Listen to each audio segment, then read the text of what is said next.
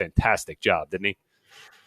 Yeah, no question. Look, we all know DJ. We know what a special talent he is, and he really was able to. For those that maybe there's a number of different draft shows you can watch, productions you can watch, and maybe for those that hadn't been able to see him before, they get an opportunity to see what we're blessed with every day to be around him. The man, just a walking encyclopedia, and you can see why so many say one day he's going to be a GM, and the only thing holding him back is him not wanting to be a GM. Right. That's exactly what it is.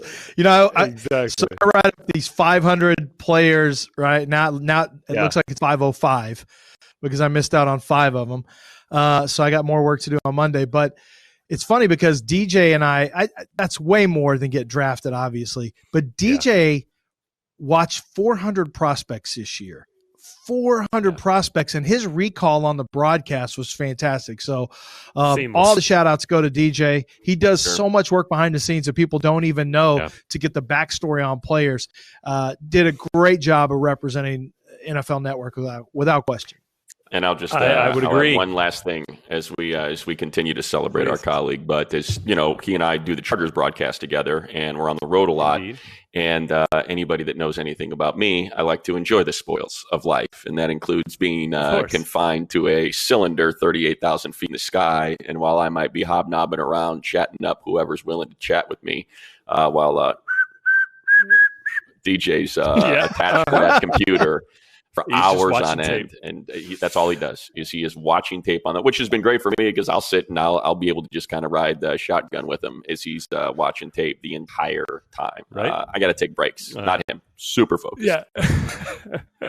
And he did watch a ton of tape on Jacob Eason, who we thought might go at least to the first 2 days, in fact, and ends up going at number 122. As you see here, some of the notable fourth-round picks. So I had another quarterback go just a couple of spots later with James Morgan going to the Jets out of FIU. A couple of the tight ends started coming off the board with Harrison Bryant, a productive pass catcher at Florida Atlantic. But I want to get back to Jacob Eason here, and Lance, I'll start with you. Ballard, I feel like found a great spot here for Jacob Eason to sit and learn behind Phillip Rivers, and they don't have to press him into duty, and they got a kid with a ton of talent. I was a little surprised because I know that Ballard tends to want his quarterbacks to be able to extend plays and make plays outside the pocket, and that's certainly not what Jacob Eason can do. However, when it comes to just pure physical traits, it goes Justin Herbert 1 and Jacob Eason 2, and they're very close to each other. They both have great size. From an arm talent standpoint, I'm not sure that Jacob Eason is not maybe even better than Justin Herbert. He can really sling it. Everything that you talk about with Eason is the arm talent. And when he's in the pocket and the pocket is clean, and this just in, there's a pretty good offensive line over there with Indianapolis, he can really look impressive. That's why my comps on him on my draft profile, you'll see it. It says Carson Palmer, and it says / Brock Osweiler. Well, the Osweiler is when the pocket gets a little muddy.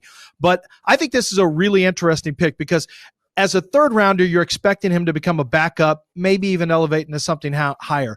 As a fourth rounder, it's really good value because those picks, if they do well, can also become flip picks. They can turn into a second-round pick, 2 second-round picks, a third-round pick. So I like this from the standpoint of developing a guy with traits, but also money. I like this because it allows the Indianapolis Colts a little wiggle room with a good value pick at 4 to maybe develop him and turn him and flip that house.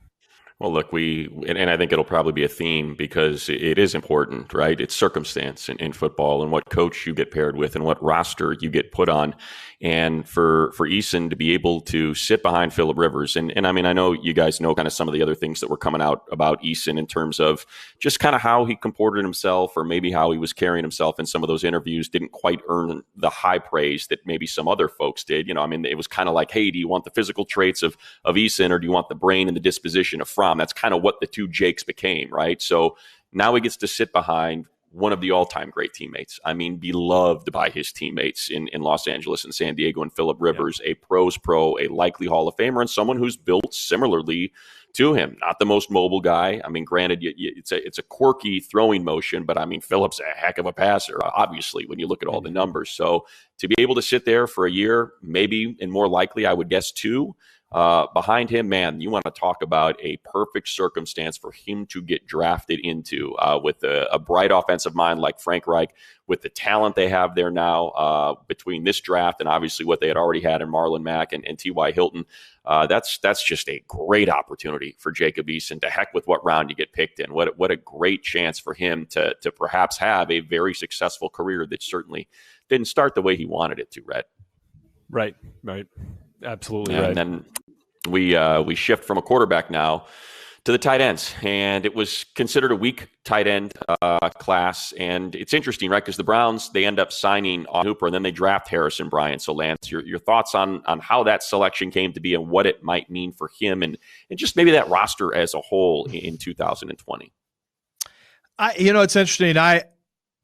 The Browns, to me, have the type of talent where they can make a big jump up, and that's what we thought we'd see next year, and they weren't quite ready for that. But maybe this year will be the year now that they have a new direction and new leadership, and maybe everything starts to fall together.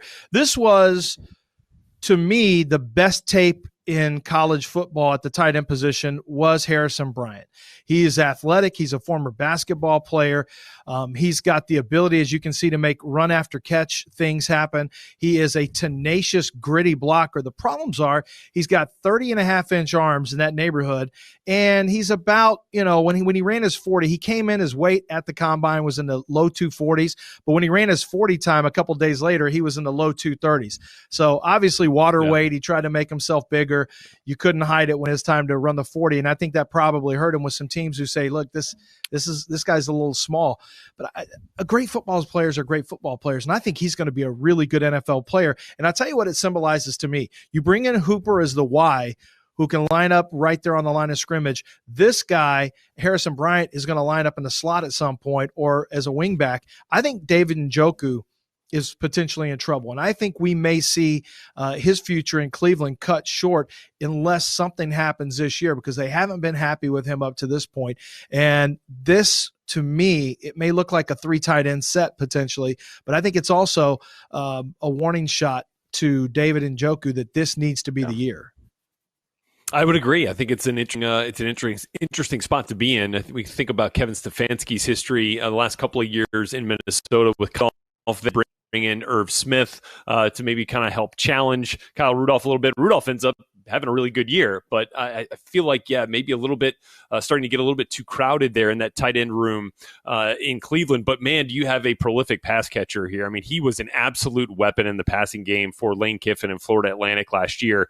And to me, their best pass catching option last year. So he was a lot of fun to watch, and I'll be excited to see him here in Cleveland.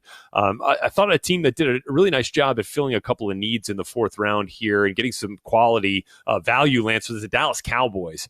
They took Trevon Diggs, the cornerback, in the 2nd round, but bounced back in the 4th and got another corner out of Tulsa and Reggie Robinson with the 123rd pick, and then replaced their retiring center Travis Frederick Johnson with another center, guy who won the Remington Trophy this year, in Tyler Biadasz. How do you feel like those two players fit what the Cowboys want to do and where they got them there in the 4th?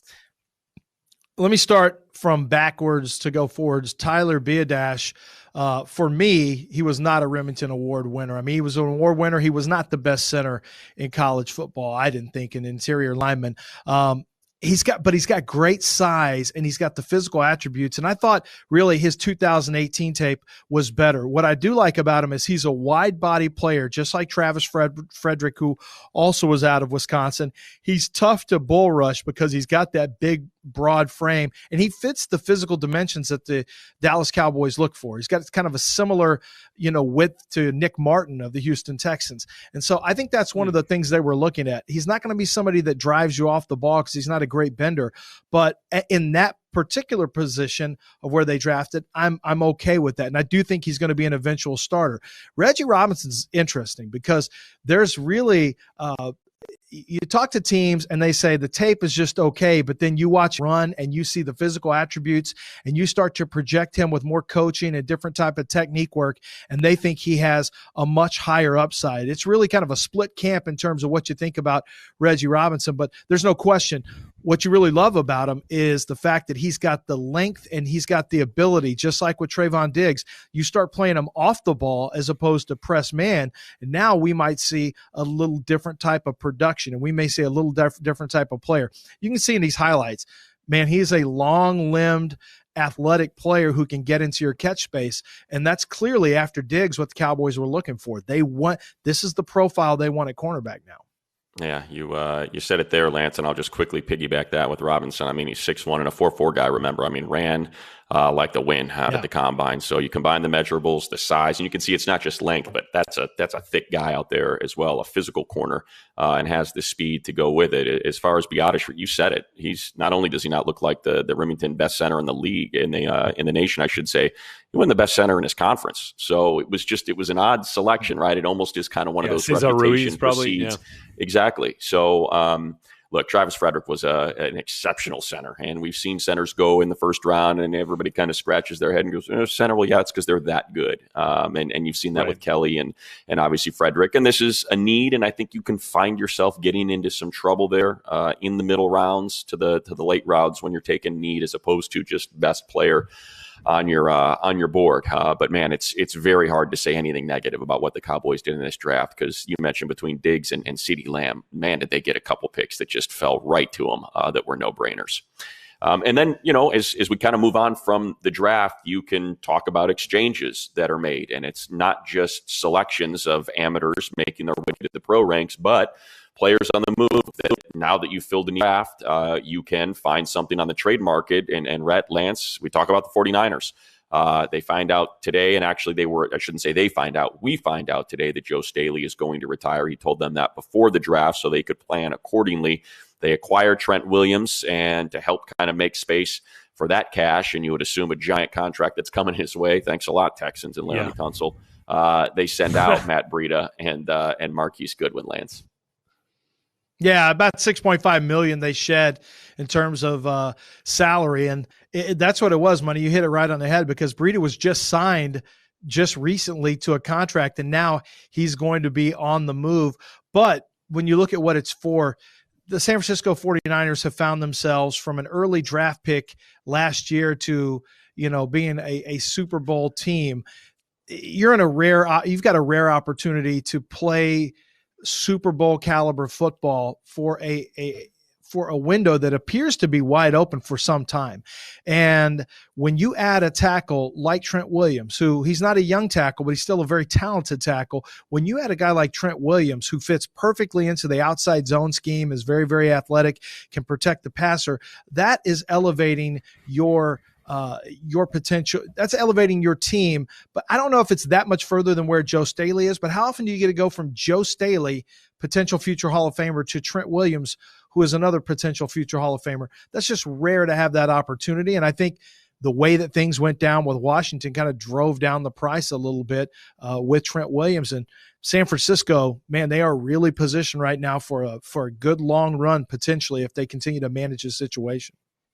Yeah, no question. And then in sending Marquise Goodwin to Philly, not only does Philly get just to increase their speed a ton at the receiver position, but gosh, the 49ers are loaded at wide receiver still, even with Goodwin gone. I mean, they didn't even get a ton of production last year out of Dante Pettis. Didn't see Jalen Hurd at all, who they took last year as kind of a versatile, dynamic player from Baylor, running back turned receiver. So there's still a couple of guys that the 49ers can continue to try to count on. We didn't see Trent Taylor at all last year either.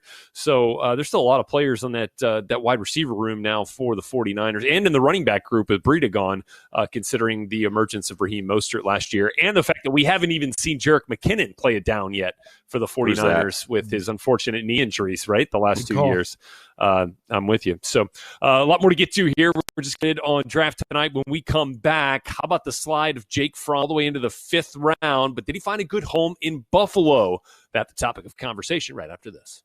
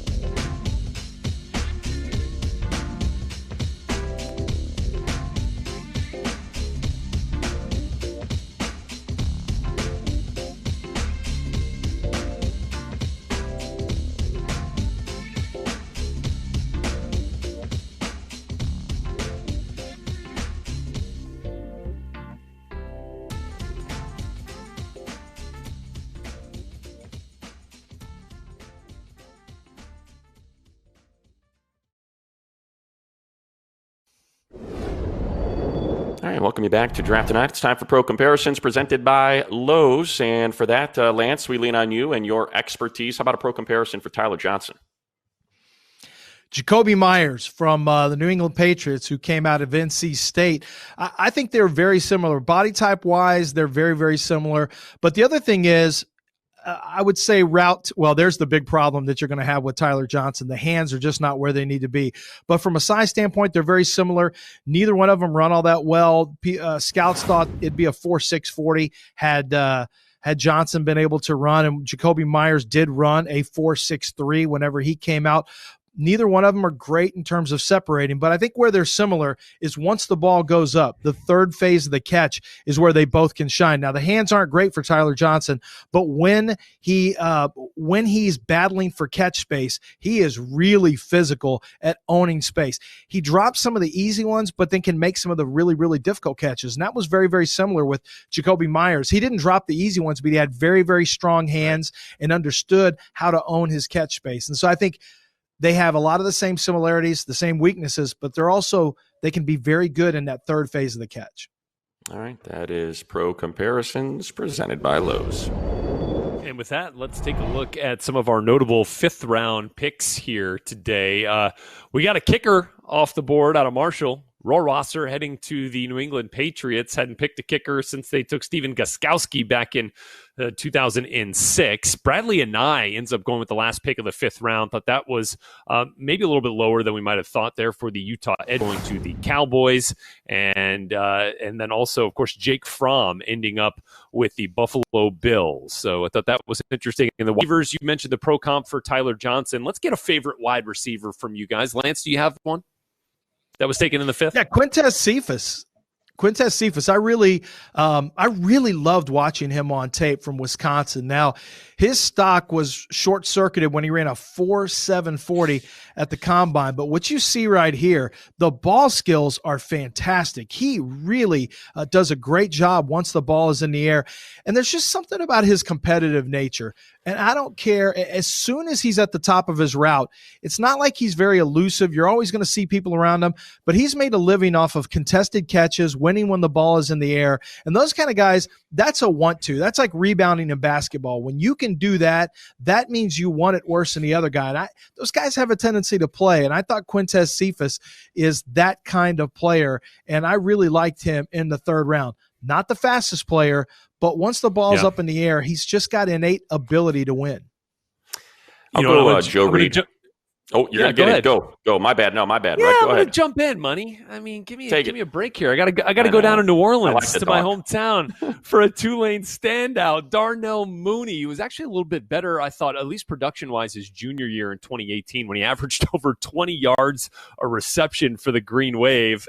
Came back this year. He's a slight body build type of guy. I mean, under 180 pounds. I mean, it was the third fastest 40 time we saw, though, at the combine at under 4.4. So he can get up and go. I thought this quote was really interesting. He gave to me before we had him in the NFLPA game. He said, hey, I'm that type of person that you don't have to worry about getting things done, because either one, it's already done, or two, you see me getting it done before you even think about it. So I love the work ethic there and the attitude from Darnell Mooney. I think he'll make a nice NFL pro here at receiver. Okay, Money, the floor is yours. Yeah, see, I'm excited. I'm going Homer pick, as you can see. I don't know, actually, maybe not. Can't see the Charger helmet over my left shoulder today, but I like Joe Reed, and I liked him before the Chargers selected him. A running back in high school, over 2,000 yards in his senior season, and he's a football player. You can call him a receiver, but when you think about fifth rounders and how they make a team, they got to have special teams impact, right? And he's not only going to make it as a special teamer, on punt and kickoff coverage, but potentially it's a wide open punt return, kick return position right now for the Chargers. Desmond King was wildly disappointing last season after a Pro Bowl season the year prior. So this is someone who I would not be surprised to see offensive coordinator Shane Steichen line up all over the field. You can line him up at running back. He's 6 foot, nearly 230 pounds, but he ran in the mid 4.4. So he's got speed. Obviously, if you have two kickoff returns for touchdowns in football last year, in college football last year, he was the ACC. And I think this is kind of this is what he is, right? He was the first team all around player in the ACC, and that's just kind of what I envision for him. You get him on the field at the same time as Eckler. Think about all the different ways they used him as an undrafted free agent, and that's kind of what I see for as the potential for Joe Reed. But he's going to have a chance to make an immediate impact, and I do believe with Darius Jennings as a free agent, that is a wide open position for him to maybe grab a hold of in the kick return or punt return game. You said it there at the top, Rhett, and let's get to it. And Jake Fromm, he lasts until a lot of people thought that might be the New England selection, a real heady quarterback. A couple of times. A couple different times. Instead, they keep passing until he ends up in Buffalo. So, Lance, let's just forget about where he's drafted and talk about when he's drafted, but talk about where he is going, and that's the fit for Fromm in Buffalo. I think you guys are both going to really appreciate this, knowing what you know about Jake Fromm, and Money, you alluded to his intelligence. I had someone who is friends with Fromm, who knows Fromm pretty well, and he said Buffalo just drafted a quarterback coach for Josh Allen.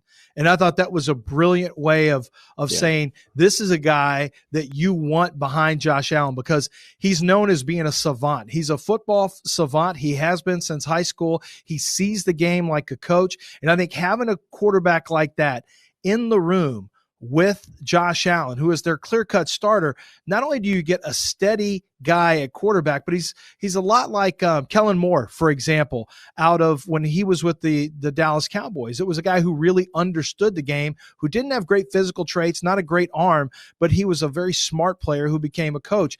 I think Fromm is a coach right now in meeting rooms and on the field. And I like him as a backup as well. I thought that was a really smart pickup because of what it could mean for their starting quarterback.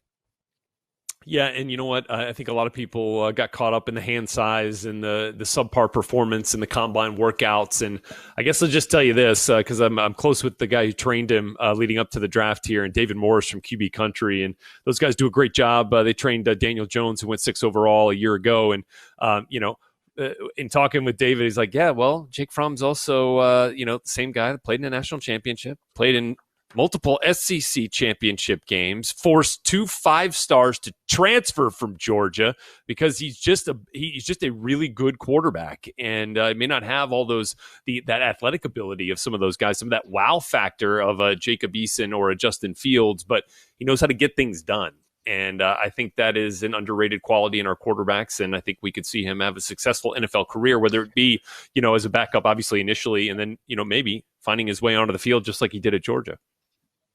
Let me remind everyone also the guy that we saw as a freshman against Alabama, who didn't look like he had a care in the world.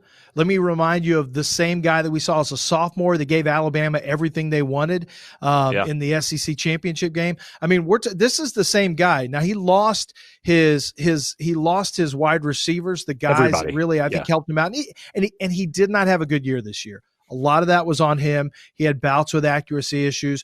But this is the same guy that we saw the freshman and sophomore year in very high leverage situations handle it exceptionally well. So I still think there's plenty for Jake Fromm in the NFL. I'm a little curious if the arm talent is going to be good enough as a starter, but that may not be who he is. He just may have I'll jump in there and say just real quick, because this to me is the quintessential, COVID-19 got this kid. Because the last impression we had was the combine, and his throwing display was miserable. But I think if he would have had a pro day where he could have cleaned that up, and then, like you said, you get him on these visits, these team visits, and he wows you in the room, right? And you are reminded, oh yeah, that's right. He beat out Fields. He beat out, Eason. It really affected him, I think, not being able to go through the traditional process. And that, to me, is why he ended up sliding. And I won't be surprised if he ends up being a starter somewhere, like a Case Keenum or a Josh McCown or something along that. There's just too much success in this kid's background for him to be a career backup, and like you had kind of alluded to. But I do agree with you, Lance. I think it's a great way to put it, a coach, for Josh Allen. But I think he's going to end up getting a crack at it. And by the way, a player that quarterback coaches were really fond of in this process and in their meetings with him in the virtual interviews. So I get it. It all kind of makes sense based on what that intel you gave us there, Lance. So more to get to as we continue here on Draft Tonight. Boy, the Broncos did not take a quarterback, but boy, did they try hard to try to support their quarterback in Drew Lock, who may have won the draft. He may have been the winner of the offseason and the draft when all is said and done. We'll dig into the Broncos moves right after this.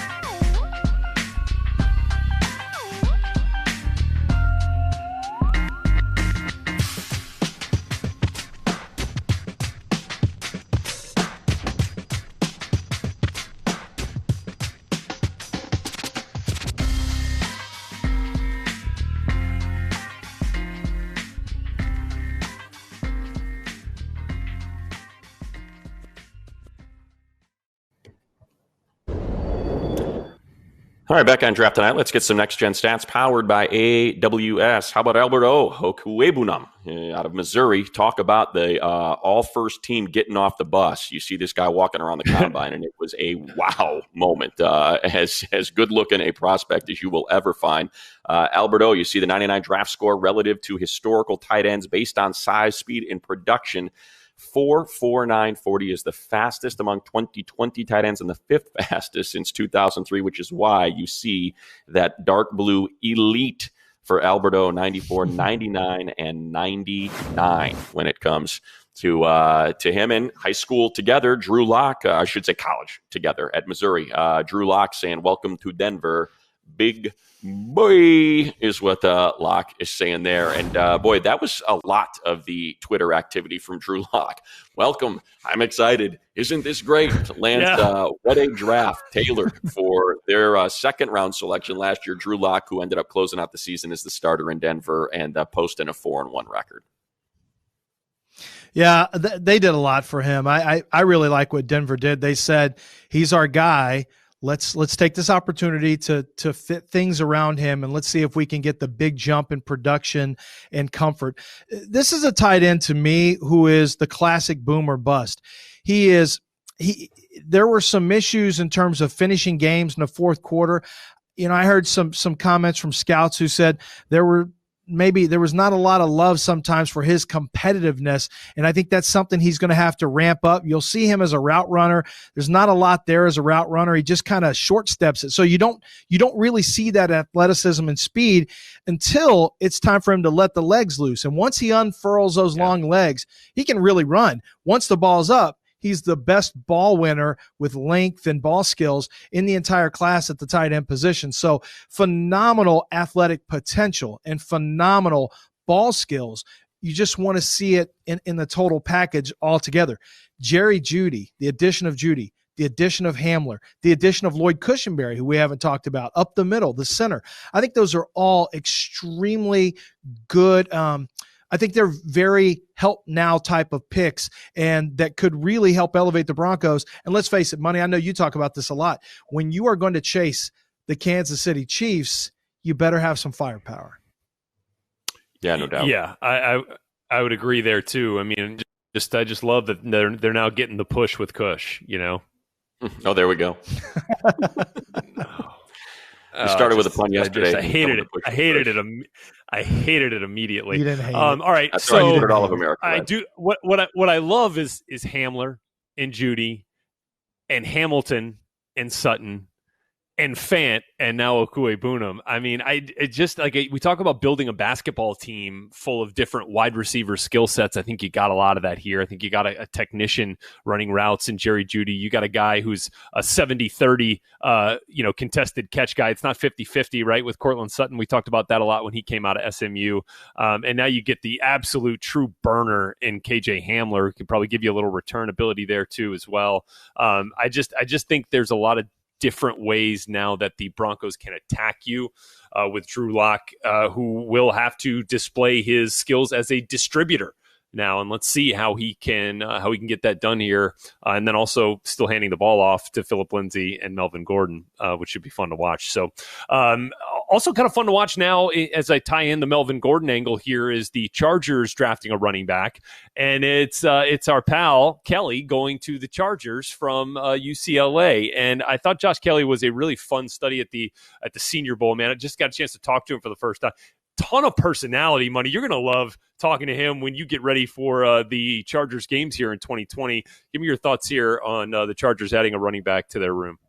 Yeah, he's actually someone we got a pretty good relationship with already with the radio show in LA as the UCLA station, along with the Chargers station, right? We got to know Josh Kelly really well after his transfer from Davis. Just an awesome story. Someone who lit it up at Davis, decided to take a shot, came down to UCLA as a walk-on after being a scholarship player up there at Davis, and all he did was wreck the record books. And when you want to talk about the intensity of a crosstown showdown, and putting up more rushing yards on north of 30 carries against the Trojans to get that Bruin victory, I think that just tells you about the heart inside this guy. You see that. He's a one-cut runner, and that's what Anthony Lynn talked about it. He alluded to it with the changing of the guard at the offensive line coach, revamping that right side of the line with Trey Turner and Brian Bulaga. He wants to install a zone running scheme that he won 2 Super Bowls with in Denver. And when you talk about what Eckler's able to do as a complete back, now Eckler is tough between the tackles, but Kelly's a hammer. I mean, I know when you look at the measurables, you don't see that 225 maybe that Melvin Gordon was, but I'd argue if you look at his college tape versus kind of Melvin's pro tape, you can make a case that Kelly's a harder runner, a more punishing runner than Melvin Gordon is, and it's a perfect compliment, I think, to what Eckler. Because look, Justin Jackson was fantastic when he was healthy. He just availability wasn't there. So I think when you talk about someone that took a punishing, all those yards after contact, still able to produce. Really impressive what he might be able to do in that backfield on the right side of that line, especially that they revamped with the Chargers. All right, so when we return, we're going to get into our favorite picks of the draft. We're going to dig a little bit deeper into what is happening with the Patriots. No quarterback select. You alluded to it with the full board there, receivers. They a kicker. They get a couple tight ends, but no quarterback, no receivers. So we'll do a deep dive into that and get into our favorite picks from the third day and really of the draft overall next.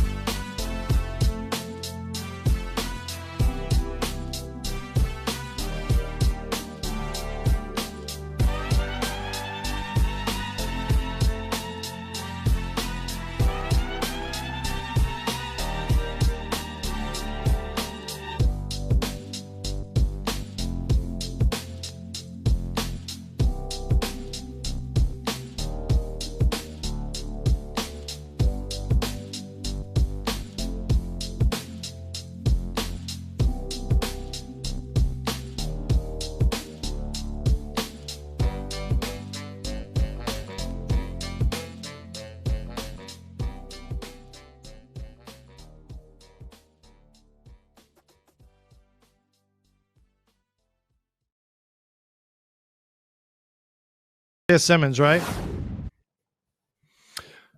Back here with you on Draft Tonight. Take a look at Nike, Bill Belichick's dog. By the way, scouting report on Nike from Bill himself. He's fast, not as fast as the rabbits he's chasing, but he's fast. And one of the highlights of draft weekend here. The best shot of the draft. Yeah, it was. It was definitely a part of it, no question. Just sitting in that chair, just keeping that laptop warm for Bill Belichick, who did not draft a quarterback and did not draft a wide receiver, but did draft a kicker and a couple of tight ends. We should say that the Patriots did, in fact, sign a quarterback now that the undrafted free agent market is really ramping up here, and it was Louisiana Tech's J'Mar Smith, who I get to see a couple of times in person in our coverage of Conference USA on NFL Network this year. Really talented quarterback, not size-wise, not prototype size, 6'1", 218, but he's the season opener for Louisiana Tech in 4 straight seasons at over 8,000 career passing yards, passed Terry Bradshaw on all these school passing yardage and touchdown lists. So this is a really productive player, and I think has some talent there to stick around in New England. But Lance, give us the sense, what are the Patriots going to do outside of that to try to reinforce that quarterback room, if anything? May get another veteran. Yeah, they may get another veteran and stick another veteran in there, but let's be honest. Jarrett Stidham or anybody who comes after Tom Brady, they're going to have a very, very difficult time. But Jarrett Stidham has talent. I want to make this very clear. Jarrett Stidham has a decent arm.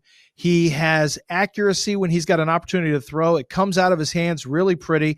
I think he's a very, very smart quarterback.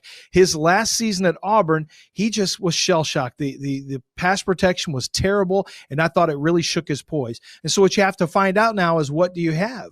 And so many people were in such a rush they got to move up and get Jordan Love. They got to move up and get Tua. How about let's see what Jarrett Stidham is? Why be in such a rush? See what he can do. And not just in 2 games, guys, but let him have a chance to have some adversity. Can he work through adversity? Because every good quarterback has to do that. Give him a full year, and let's see what you have with Jarrett Stidham. Yeah, I'll second that, Lance. You know, we were at the Combine, and he had the best throwing session at the Combine 2 years ago. And we were all like, man, that's a good-looking ball when Stidham was out there. And I think you forgot, and you alluded to it. Gus Malzahn did him no favors that season. And I mean, it would have wrecked anybody. So I would not be the least bit surprised if Coach Belichick has the confidence that he can do it, because he had that sort of talent. Look, I can't remember. It might have been Bucky who would kind of put this out there. But when you look at the first round and the number of guys that were 4- and 5-star recruits going into college, it's something like 85%. Talent always delivers. And Stidham was one of those guys. He was one of the top quarterbacks in the nation when he was recruited to Auburn, and he certainly has the talent. So I would be very surprised if this became a Jameis Winston, Cam Newton, let's see what I can do with a quarterback like that situation, as opposed to we like Stidham and we're going to give it a go, like you said, Lance, not for just 1 or 2 games, but really give him a chance to shine as the quarterback in New England. And that brings us to the perfect pick, presented by the new Amazon original comedy Upload. So this isn't day 3, I should say, Rhett, Lance, but let's go your perfect pick of the 2020 draft. Lance, get us started. Well, if I don't have to stay in day 3, then I'll go with Isaiah Simmons from round 1, from day 1. It seems like an eternity ago. It was a couple of days ago. But Isaiah Simmons is the perfect pick for me because the Arizona Cardinals play in a division with George Kittle, with a terrific outside zone scheme over there with the same team in San Francisco. He's got the diversity to match up with that offense. He also is going to see Russell Wilson. Russell Wilson is very difficult to track down once he gets outside of the pocket. However, this is a rangy outside linebacker and a guy who's still learning to play linebacker who can spy Russell Wilson, who can guard Kittle when he's coming out of the backfield. And I think this is just a rare opportunity to have that type of diversity in a division that's a challenging division offensively. So I thought specifically for what you have to see offensively, that was the perfect pick by the Arizona Cardinals and Steve Keim. Guys, I know we don't have to make it a day 3 pick, but that's one And Lance, you know where this is going to end up, and it's Amik Robertson going to the Oakland Raiders in the 4th round, 33rd pick of the 4th round, Louisiana Tech quarterback. Do not tell him he is too small, because he will come up and sting you. And many players this year in particular found that out. He may be 5'8", 5'9", but man, does he play bigger than his size. He's got really good instincts. I saw him come off of coverage a couple of different times in games this year to make interceptions. At one point this year was the active FBS leader in career interceptions. He has terrific ball skills. He is a playmaker at cornerback. I feel like he's probably going to be in that slot position, especially with his size. So I think the Raiders knocked this out of the park in the 4th round, ended up being their last selection of this draft. So to me, Money, it was a mic drop for Mike Mayock. To me, this is obvious. I don't think there was a better pick. And you like that, Lance? I don't think there was a better pick in the draft. Again, Money. Tua was the pick. I mean, that's the idea that they could have overthought that they could have shifted, that maybe it was offensive line. They were concerned about the medicals. And I get it. You know, it's a hip. It's 2 ankles. It's broken nose, concussion. Maybe it's the stature. It's the unwillingness to give up on a play when it can save you from putting yourself in harm's way. Tua is one of, if not the most exciting player I have ever watched play college football. The suddenness, the twitch, you hear it from everyone, the scouting terms, and considering what Miami has been through since Dan Marino retired, this to me was the ultimate no-brainer. And I am just surprised they sat at 5 and did not make sure they got their guy to go up and get him. South Florida wanted him from the second the 2019 season started, and they get him. And you know what? This is, to me, one of those, if it doesn't work out and medically it's just not going to happen for him, I'm going to give you a pass, because he's just that good, that dynamic. You talk to people that got him in the room and they say he is an alpha of alphas, that the room immediately gravitates. I heard someone compare him to Derwin, that it reminded them of the way it felt when Derwin walked into the room, and everybody immediately found themselves just compelled and gravitating to that personality. So a big congratulations to the Miami Dolphins for, well, just getting it right, staying at 5 and taking the right guy. And that is our perfect pick, presented by the new Amazon original comedy upload only on Prime Video. So that then brings us to our next thing, which is escaping me because I'm so excited about Tua, and I desperately wanted him. But yeah, anyway. Our next thing is our next segment, and we're going to wrap up the show next with our total winners of this 2020 NFL draft, not just on day 3, but we'll put it all together. Cumulative analysis when we come back on draft tonight. Tua.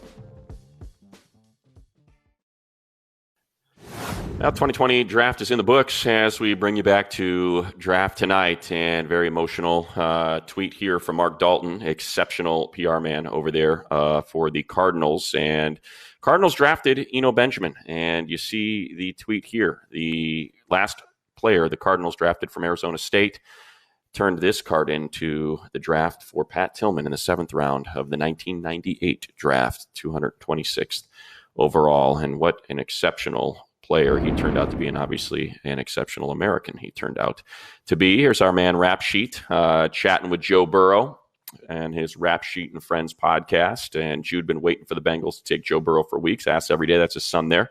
So dropped in on the Zoom interview with him. Nice little moment there for young Jude. Likely something he hopefully will remember. And here we go. Kingsbury. There it is. It's just fantastic. Everybody can have Lego. Cliff Kingsbury's mansion. Build this Lego version. How do we do? You did exceptional, except the Lego man, I believe, has shoes and socks on. But that's a nice deep. Yeah. The depth. I like the fire pit for him to go out and walk the hot coals. Money. Are they going to do Belichick's next year? Yeah, right. Are they going to build Belichick's kitchen? I love that. Yeah, they've already done it. Compare and contrast. Look at the guy who's got 6 Super Bowls. Look at the dude who's 40 and 50 in his career as a head coach. Right. There's the difference in their homes. What? I think that's fair. All right. There we go. Some social action. So let's get to it. Lance says, oh, wait, one more thing. Oh, wait, check this out. Fantastic. Draft-a-thon. Yeah. The donations. How about this? $100 million. The NFL family collectively raised more than $100 million. So a big thank you to all of you that participated and helped the NFL get to that number for COVID-19 relief. You can still donate NFL.com/relief. $100 million. So way to go, everybody. All right, let's wrap this thing up, Lance. Big winners. Give us a team, just a winner, however you want to do it. Winner of the 2020 draft, Lance. Winners. We got winners here. How about, and this is not a name you usually hear with winning drafts, but the Baltimore Ravens, they did it again. And it seems like every year they do it. And this time we're talking about Patrick Queen, who I think is the best pure linebacker. If I take Isaiah Simmons out of it for a second, I thought Queen was a steal at 28. You get a guy in the second round like J.K. Dobbins, who comes in game ready. Justin Madubuike, who has early second, late first round talent. He's in the third round. Duvernay fits the culture there. Devin Duvernay, Malik Harrison, rock solid. And it's down the line. Even Broderick Washington in the 5th round, who I thought they really got a guy who fits Baltimore Ravens culture. To me, this is a team that knows what they look for. They find the talent, and they don't panic in the draft. And I thought they did a phenomenal job. You had mentioned what was going to be one of my choices a little bit earlier, Rhett, that Drew Lock won the draft with all those weapons the Broncos drafted to help him be successful. Yeah. And then I kind of thought about it, and I figured, so often we talk about circumstance for these quarterbacks to be drafted into and what leads to their success or failure.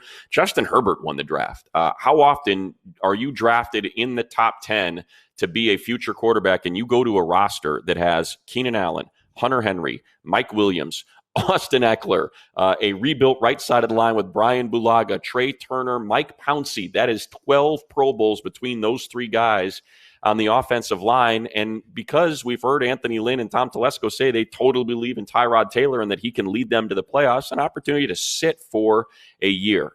There will be zero excuses for Justin Herbert. Coming into the draft, he was said to have the best physical traits of any quarterback in the draft, and he goes to a loaded roster. So if he doesn't make it with the Chargers, he ain't going to make it, because that is set up for him to be successful, perhaps better than any quarterback we have seen being drafted into a position that was drafted high in a long, long time.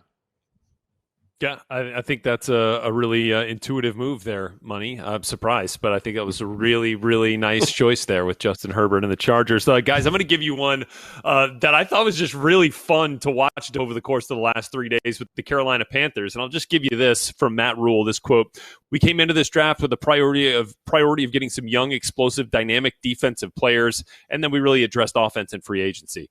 You think, Matt Rule? You went 7 for 7, all defense. Derek Brown in the first round, all the way back with Jeremy Chin in the second, Troy Pride in the fourth, all the way down to Stanley Thomas Oliver, a cornerback out of FIU, to wrap it up in the seventh round. This is the only time in the common draft era that a team has gone all defense in the draft with that many picks. 7 for 7, all defense. Clearly a commitment to getting younger, to getting more explosive, to getting better on defense, back to those teams that those defenses that the Panthers had when they were winning NFC South titles year after year. So I thought that was one of the cool things of this draft. And there's some really good picks in there too, and some fun chess pieces, right? Yeah, I mean, I think, and Lance, you know Matt Rule really well. I mean, he is a no-nonsense guy. Yeah. He showed up at Baylor and said, no excuses, get out of here if you don't buy in, and he turned them into an exceptional team immediately, and he's doing the same thing with the Panthers. He's saying, no excuses. You play us, you're going to get beat up, and I love it. Absolutely love it. Yeah, I think he knew what he wanted to do. They went in with the plan, and they followed the plan, and it was that simple. And that plan happened to, as you mentioned, Rhett, that plan happened to include some pretty good football players. Yeah. Yeah, Yetur Gross-Matos in the second round as well. Again, a player we could have seen go in the first. So, traits. You know what? I feel like a winner. I feel like a winner on this day. Getting to hang out with you guys for the last 3 nights here. Lance Zierlein, Matt Money, our guy Bucky Brooks. By the way, Bucky Brooks didn't get enough credit. Does terrific job evaluating all the prospects. He's been with us the last 2 days, and our phenomenal production and technical team getting this all up and running. We got one more day for you. One more time, we're going to be back with you with our draft grades special coming up for you at 4 p.m. Eastern time. All the same venues and avenues that you've used to watch us over the last 3 days. Back at you tomorrow on Draft Tonight. See you then.